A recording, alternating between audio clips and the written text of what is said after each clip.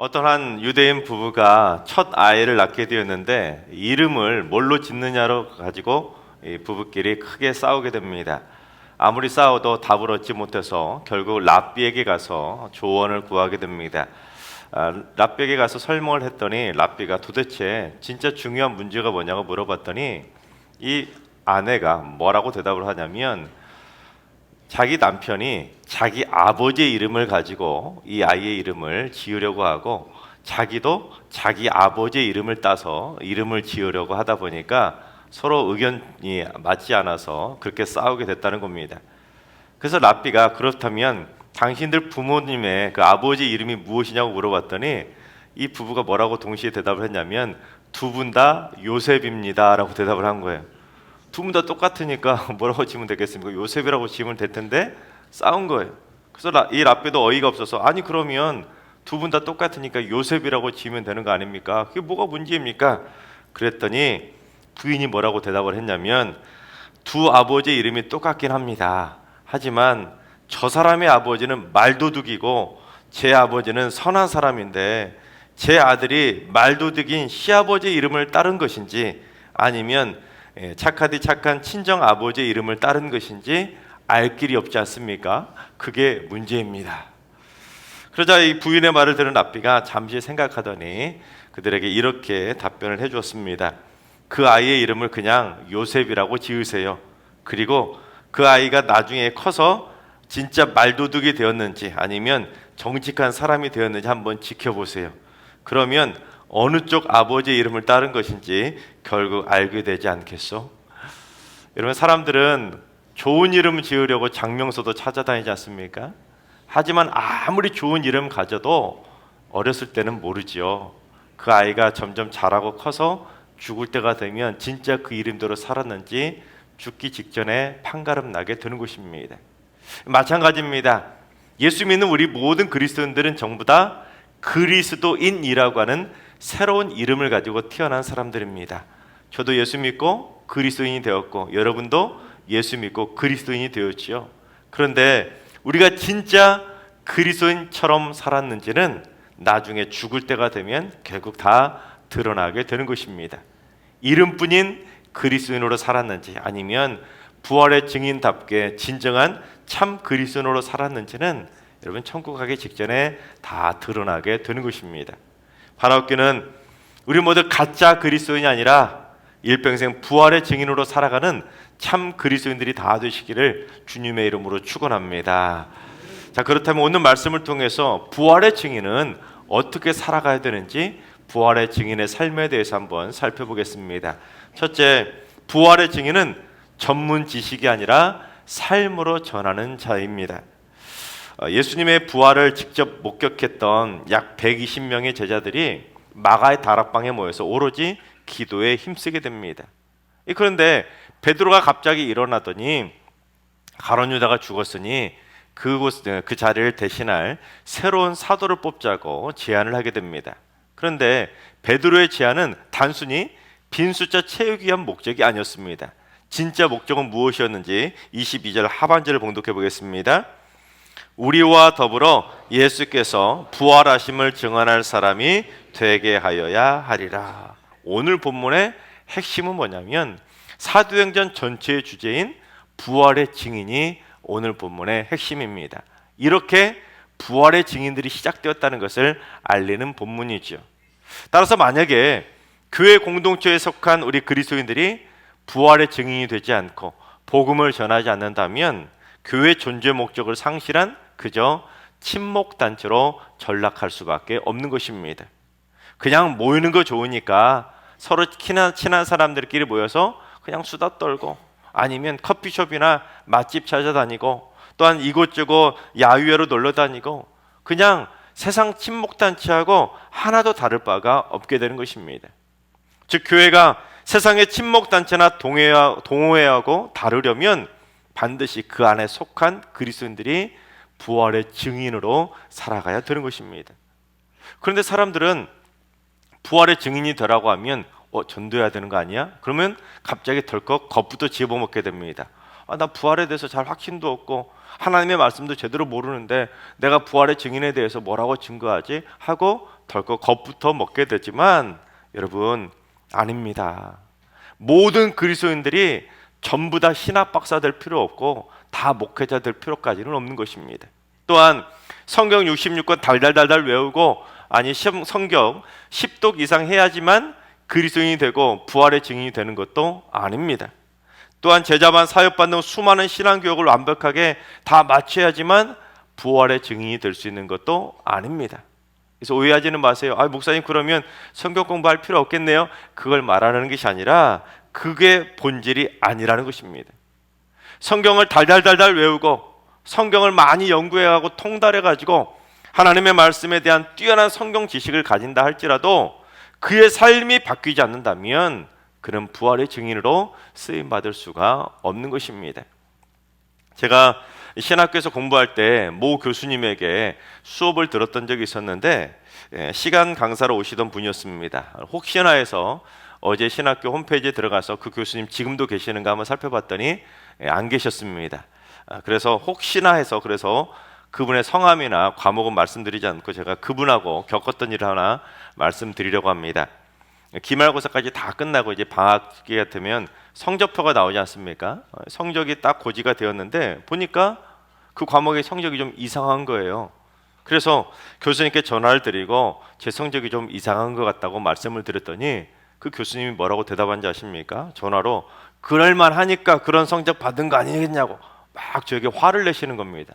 순간 저도 화가 올라왔지만 딱 참고는 교수님, 제가 출석도 100% 다 했고 레포트도 전부 다 잘 착실히 됐고 기말고사도 나름대로 제가 생각할 때는 정말로 잘 본 것 같은데 이 성적은 아무리 생각해도 아닌 것 같습니다. 제가 잘 말씀을 드렸더니 그럼 한번 만나자는 겁니다. 한번 오라는 거예요. 그래서 제가 교수님을 만나러 갔더니 저 앞에 딱 여러 가지를 보여주는데 이건 자네가 낸 레포트고 이건 자네가 시험 봤던 시험지라고 보여주면서 시험은 잘 봤다는 거예요. 시험은 자기가 내가 말한 것처럼 잘 봤는데 문제는 레포트가 출제 범위를 벗어난 내용을 썼기 때문에 성적이 그렇게 줄 수가 없었다는 겁니다. 근데 순간 제가 생각할 때 아무래도 아닌 것 같아요. 그래서 교수님이 내주었던 레포트 공지문을 한번 살펴봤습니다. 교수님이 여러 가지 주제문을 딱 주고는 이 주제를 가지고 내라고 했는데 쭉 찾아봤더니 분명히 범위 안에 있는 내용인 겁니다. 그래서 제가 교수님께 레포트 공지문을 딱 보여드렸어요. 그랬더니 교수님이 화들짝 놀라는 겁니다. 그러면서 자기가 실수했다고, 자기가 착각하고 잘못 냈다고 인정을 하시는 겁니다. 그래서 제가 교수님께 교수님이 실수하신 거 인정하셨으니까 제 성적을 좀 고쳐주시죠. 그랬더니 교수님이 뭐라고 하시냐 아십니까? 이미 성적 공지가 나갔기 때문에 이걸 정정하려면 교수가 자신의 실수를 인정하는 그 경위 보고서를 학교에 내야 되는데 그러면 자신에게 페널티가 주어져서 그러다 보니까 한번 이번에는 넘어가 달라고 부탁을 하는 겁니다. 만약에 성적을 고치면 자기는 시간 강사라 다음부터는 못 온다는 거예요. 순간 너무너무 어이가 없는 겁니다. 아니 자기가 잘못해놓고는 그 피해를 학생에게 떠넘기고 자기만 살겠다는 거 아니겠습니까? 이러고도 신학교 교수가 만나 별의별 생각이 막 나한테 다 들어가지고 화가 확 올라와가지고 아니 교수님 너무하신 거 아닙니까? 성적을 이렇게 잘못 내주시고도 어떻게 자기 생각만 하십니까? 너무 이기적이신 거 아니에요? 그러고 싶었지만 꼭 참았습니다. 교수님이 제게 계속 뭐라고 하시냐면 계속 봐달라는 거예요. 봐달라고 애원하시는데 그 모습이 정말로 짠한 겁니다. 신학교 신학 강사니 여러분 얼마나 받았겠습니까? 몇 분 받지도 못하실 텐데 불쌍한 생각이 확 밀려오는 겁니다. 그래서 교수님께 교수님 제가 마지막 피해자가 됐으면 좋겠네요. 다음부터는 조심해 주세요 하고 정중하게 인사를 드리고 나왔습니다. 여러분 성경을 통달한 신학 박사니까 성경은 잘 가르칠지 몰라도 여러분 부활의 증인은 아니더라고요. 여러분 물론 저도 마찬가지예요. 저라고 잘났기 때문에 이런 말씀 드리는 것이 아니라 저도 목사인데 저도 혹시 부활의 증인다운 삶을 살지 못할까 봐, 목사로서 하나님의 얼굴에 먹칠할까 봐, 제 언행으로 인해서 전도의 장애물이 될까 봐, 저의 삶의 모습을 통해 누군가 시험을 당할까 봐 늘 조심하며 살아갑니다. 그런데도 어려운 게 부활의 증인의 삶인 것입니다. 그런데 윌리엄 맥도날드의 책 잊혀진 명령 거룩하라를 보면 자기가 운전하는 중에 봤던 특별한 운전자에 대해서 다음과 같이 이야기를 합니다. 어느 날 이 저자가 운전을 하고 가고 있는데 앞에 트럭이 가더라는 거예요. 트럭 뒤에 스티커를 붙여놓은 사람들 있잖아요. 두 개의 커다란 스티커가 붙어 있는데 어떤 스티커였냐면 하나는 나는 예수님을 사랑합니다 라고 붙어 있었다고 합니다. 그래서 단번에 이 트럭 주인이 그리스도인이라는 것을 알 수 있었다고 합니다.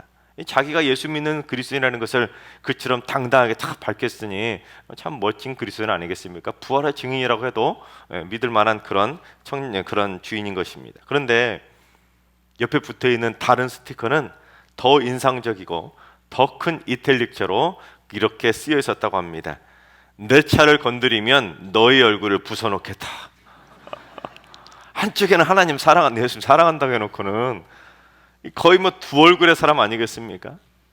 하지만 오늘날 많은 그리스도인들이 그처럼 두 얼굴로 살아갑니다. 말로는 예수 믿는다고 하지만, 말로는 내가 부활의 증인이라고 하지만 삶 속에서는 자기 성질대로 살아가는 겁니다. 전혀 부활의 증인처럼 살지 않는 것이죠. 여러분, 성경 많이 알고 교회 많이 다니고 봉사 많이 하는 사람이 부활의 증인이 아니라 부활의 증인답게 살아가는 사람이 참 그리스도인이고 부활의 참 증인이 되는 것입니다. 바라옵기는 나의 삶을 통해 부활하신 예수님을 바라볼 수 있도록 말로만 성품이, 예수님의 성품이 나의 인격이 되기를 바란다고 찬양만 할 거 아니라 우리 진짜로 예수님의 성품이 나의 인격이 될 수 있도록 우리 모두 부활의 증인에 걸맞는 참 그리스도인으로 살게 되시기를 주님의 이름으로 축원합니다. 둘째, 부활의 증인은 이름 없이 빚도 없이 감사하며 섬기는 것입니다.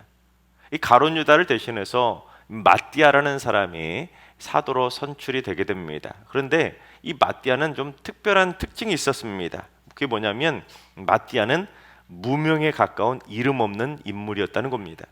이런 마띠아하고 같이 경쟁하면서 후보로 올라왔던 사람이 누굽니까? 요셉이죠, 요셉.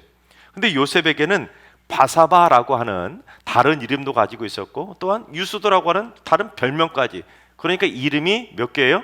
3개라는 것입니다. 이름을 3개나 가지고 있었다는 거예요. 이게 뭘 말하냐면 당시 로마의 초대 황제가 옥타비아누스, 카이사르, 아우구스투스, 이름이 3개로 불리었던 것과 마찬가지로 이 마띠아하고 같이 후보로 올라갔던 요셉은 당시 그래도 매우 영향력이 있는 유명한 인물이었다는 겁니다. 이름이 3개나 가질 수 있을 정도로 영향력이 있었다는 거죠. 반면 마띠아는 요셉에 비하면 이름도 하나밖에 없는 거의 무명에 가까운 인물로 성경에서 오늘 본문에 딱 한 번만 나옵니다. 게다가 당시에는 사람의 이름을 열거할 때는 중요도 순으로 열거합니다. 중요하고 영향력 있는 사람으로. 그래서 오늘 본문 앞에 13절에도 보면 사도들의 이름을 쭉 열거하는데 베드로, 요한, 야고보, 안드레 이런 식으로 중요도 순으로 쭉 열거하는 걸 보게 됩니다. 그런데 요셉이 마띠아 앞에 나오잖아요. 게다가 세 번 그 세 이름까지 다 열거한 다음에 맨 마지막에 마띠아가 나온다는 것은 중요도나 영향력, 인지도 면에서는 분명히 요셉이 마띠아보다 앞섰다는 것입니다. 그래서 만약에 12번째 사도를 제비뽑기가 아니라 투표로 뽑았다면 누가 뽑혔겠습니까? 당연히 요셉이 뽑히죠. 영향력도 인지도 뛰어났으니까. 하지만 제비를 뽑자 전혀 뜻밖에도 마띠아가 뽑힌 겁니다. 그런데 여기서 오해하는 것들이 있습니다. 그게 뭐냐면 제비 뽑기가 성경적이라고 생각하는 겁니다. 아닙니다, 여러분. 제비 뽑기는 당시 그 지역의 고대 사람들이 누구나 다 어떤 걸 선택할 때 일반적으로 선택 도구로 사용하던 방식이 바로 제비 뽑기입니다. 여러분, 하다못해 예수님이 십자가에 못 박힐 때 로마 병정들이 어떻게 했습니까? 예수님의 옷을 어떻게 하고 나눠 가졌죠? 제비 뽑아가지고 나눠 가졌습니다. 그래서 만약에 제비 뽑기가 성경적이라고 하면 로마 병정들은 성경적으로 우리 제비 뽑읍시다 해가지고 예수님의 옷을 제비 뽑아서 나눠 가졌습니까? 아니지요. 우리 잠언 16장 33절을 봉독해 보겠습니다. 제비는 사람이 뽑으나 모든 일을 작정하기는 여호와께 있느니라. 사람들이 아무리 제비 뽑기를 하든 투표를 하든 아니면 지명을 하든, 여러분, 그 모든 일을 작정하는 것은 누구 손에 달려있다요? 하나님의 손에 달려있다는 것입니다. 즉 하나님의 선택은, 하나님의 작정은, 하나님의 임명은 인간의 선택과는 다르다는 것이죠.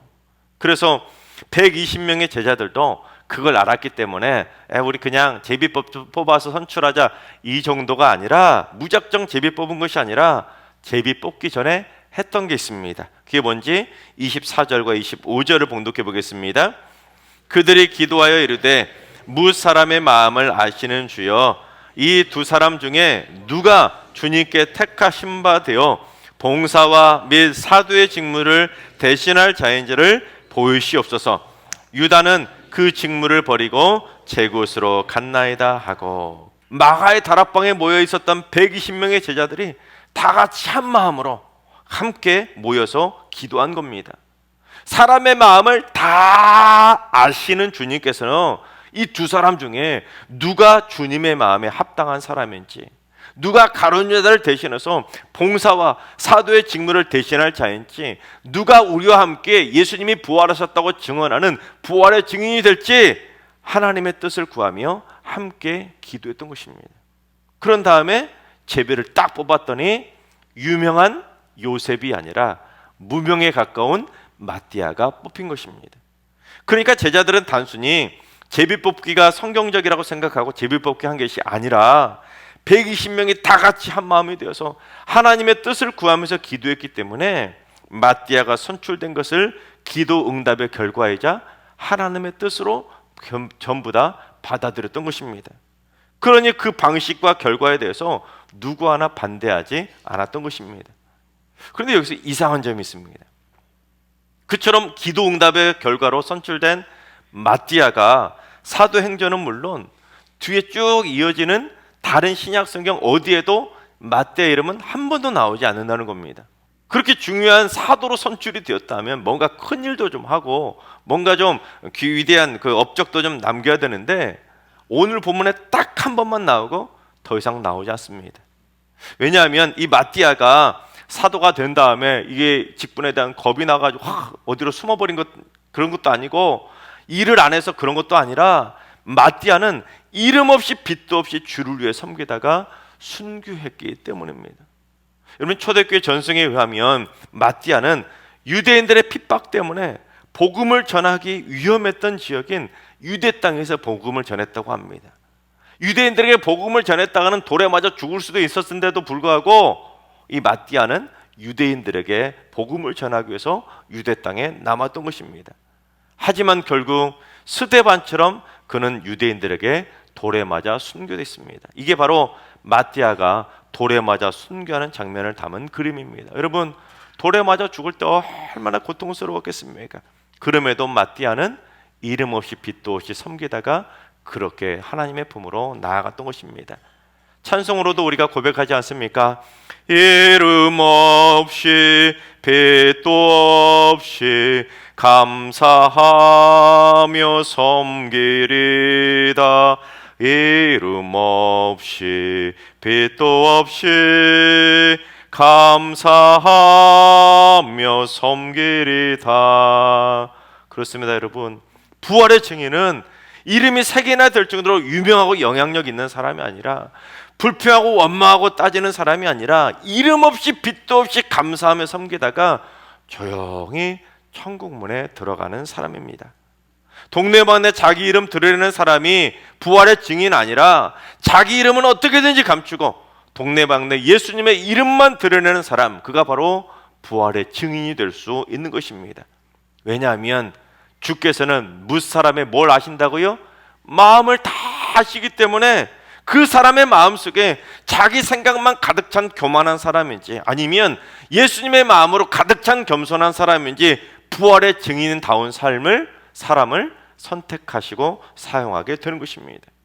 그런데 예수님을 십자가에 못 박아 죽여버리고 심지어 스데반과 마띠아를 돌로 쳐서 죽였던 이 유대인들은 아직까지도 메시아가 임하지 않았다고 그렇게 생각합니다. 그래서 2000년 전에 저주의 상징이었던 십자가에 달려 죽은 예수는 저주받은 자니까 메시아가 아니라고, 그 예수는 부활하지 않았다고, 그래서 지금도 그들은 메시아를 기다리고 있습니다. 예수님은 절대 부활하지 않았다는 거죠. 그런데 유대인 가정에서 태어나 그처럼 예수는 메시아가 아니라고 철저히 교육을 받았던 헬렌 리드라고 하는 유대인 여성이 있었는데, 이 여성이 영국에서 태어나 맨체스터 대학에서 호텔 경영학을 전공하게 됩니다. 인류 대학에 나와서 좀 멋진 청년이 된 것이죠. 그런데 어느 날 오스트리아 잘츠부르크로 여행을 하게 되었는데, 거기서 여행지에서 우연히 미국인 여성인 패티와 캐롤을 만나게 됩니다. 그런데 여행지에서 우연히 만난 그들이 자기에게 전도를 하는 겁니다. 예수님이 바로 부활하신 메시아라는 것을 전해준 겁니다. 그러자 순간 성령의 역사하심으로 예수 그리스도를 부활하신 메시아로 영접하게 됩니다.